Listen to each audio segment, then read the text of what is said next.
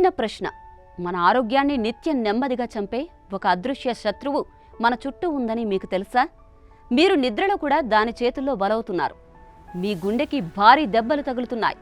మీ మెదడు మెల్లగా తేలిపోతుంది. మీ శరీరమే మీ మాట విననంతగా విసుగు చెందుతుంది. అయితే ఇంతకీ ఆ శత్రువేంటి? అదెలా వచ్చింది? దాన్ని మనం చూడలేము, కానీ ప్రతిరోజు అది కలిగించే బాధను అనుభవిస్తున్నాం. ఏం చేస్తున్నాం మనం? మన శరీరాల్లో అసలేం జరుగుతోంది? ఈరోజు మనం ఆ రహస్యాన్ని ఛేదిద్దాం.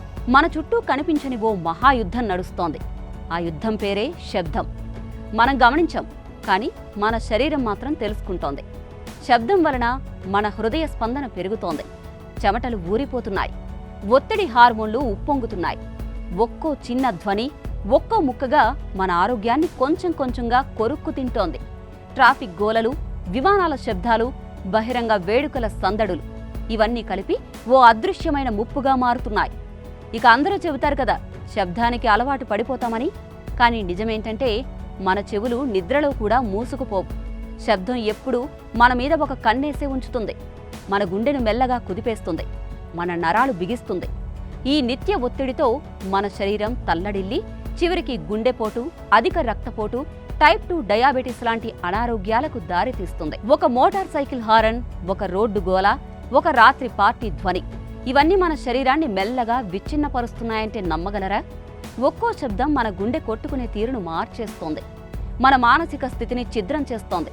మన నిద్రను చీల్చి మిగతా రోజంతా అలసట మాసిన జీవుల్లా మనల్ని నడిపిస్తున్నది. సరే, నగరాల్లో ఉండడం తప్పనిసరి అయితే ఏం చేయాలి? శబ్దం నుంచి పూర్తిగా తప్పించుకోలేం, కానీ దీని ప్రభావాన్ని తగ్గించుకోవడం మాత్రం మన చేతుల్లోనే ఉంది. పచ్చదనం ఉన్న ప్రదేశాలను ఎంచుకోవాలి.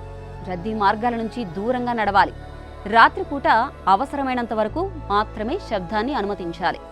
ప్రతి చిన్న నిశ్శబ్ద క్షణం మన ఆరోగ్యానికి ఒక కొత్త ప్రాణవాయువుగా మారుతుంది.